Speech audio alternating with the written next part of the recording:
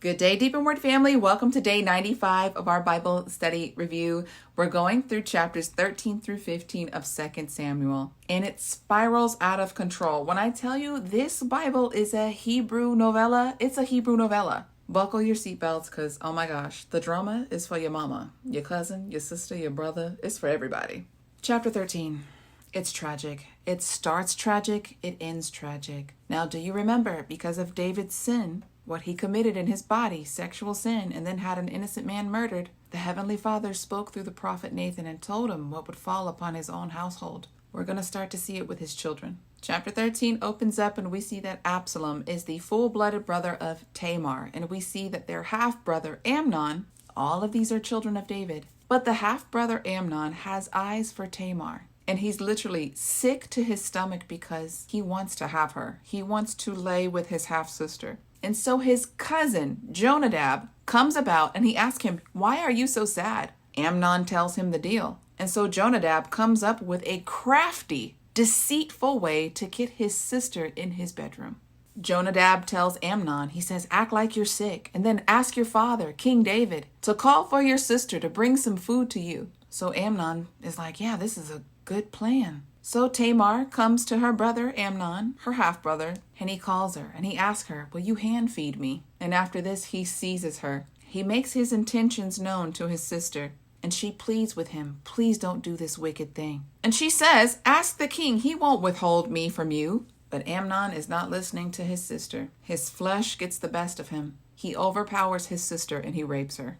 After he rapes her, it says that he's filled with hate. More hate than the love and the lust that he felt for her in the first place. She pleads with him, "Do not banish me." She says, "It's worse. The conditions after a woman being raped was worse than if she stayed in the house with him." I know this seems disgusting and unfair, but back in the day, women were not given unless they were virgins. This is the whole thing of covenant. Unless they were a prostitute, they were a virgin in their father's house. Maybe you'll remember that's why Simeon and Levi killed off an entire nation because their sister was raped.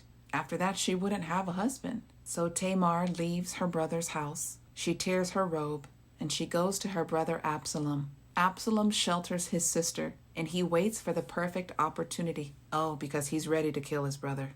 It says that 2 years passes by and Absalom calls to David, his father, and he wants all his brothers to come over and have a little dinner. And so he asks King David, he goes, "Send Amnon." And King David asks, "Why are you asking for him?" Meanwhile, King David is aware of all that has happened. But 2 years has passed, so he's probably thinking his brother is not as angry anymore. But that's not the case.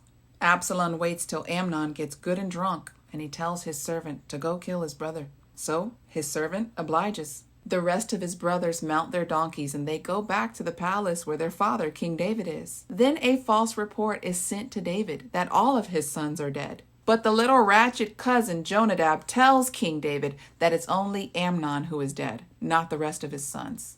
As he is speaking to his uncle, the rest of his sons show up on donkeys. They all weep and mourn their brother Amnon. Absalom flees and he goes to stay with his mother. And it says that he's there for 3 years. In chapter 14, we see that Joab conspires to bring Absalom back to Jerusalem. Joab is also very crafty. Joab, Jonadab, all of the family of David, they have ratchet tendencies. But in this case, Joab is trying to bring Absalom back so that he and his father can reconcile. Eventually, King David concedes and he lets his son come back to the city of Jerusalem, but he says he will not come in my presence. I don't want to see his face.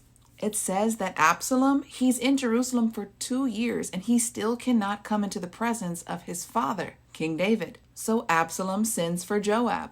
Joab ignores him at first. So then Absalom sets his field on fire. Then Joab comes to see about Absalom. He's like, "Aren't you the one who called me to come back here in the first place? Now you're ignoring me?" He's like, "I got your attention now." He's like, "It would have been better for me to stay at my mama's house." And so Joab, King David's army commander, who is King David's nephew, relays this message to King David. King David finally summons his son, Absalom. He kisses his son and forgives him. Oh, but the next chapter rolls out some more drama for your mama. Chapter 15, we see that Absalom, he acquires a few chariots and a few men, and it says that he stands outside of the city gates, and he is there to act as a judge. and he treats everyone who has a quarrel like they are royalty in the palace. And it says that the hearts of the people start to go towards Absalom. Absalom is working some angles, y'all. After this, he goes to his father David and he says, "Please let me fulfill the vow that I made to Yahuwah. I promised him that if I got a chance to come back to Jerusalem, that I would fulfill the vow that I made to him in Hebron." And so King David allowed his son to fulfill his vow because vows are sacred.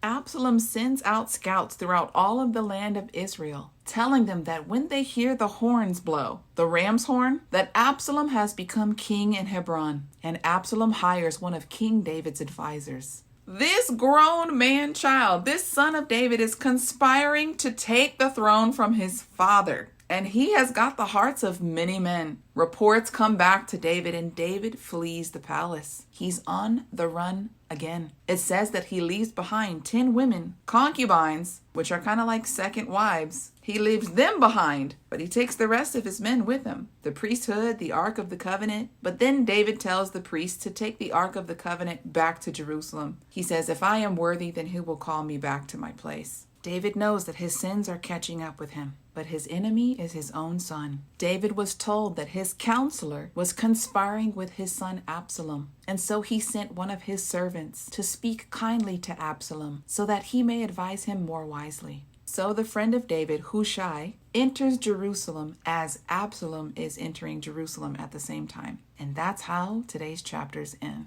We see that the words of Yahuwah, they don't fall to the ground, whether it be for blessing or for curse. And in this case, he told David through the prophet Nathan that he would raise up trouble within his own house.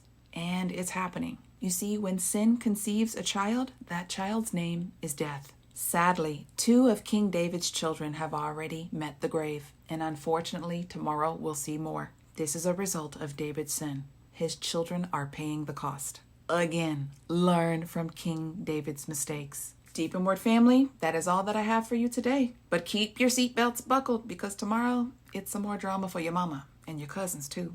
Until tomorrow, Yah bless.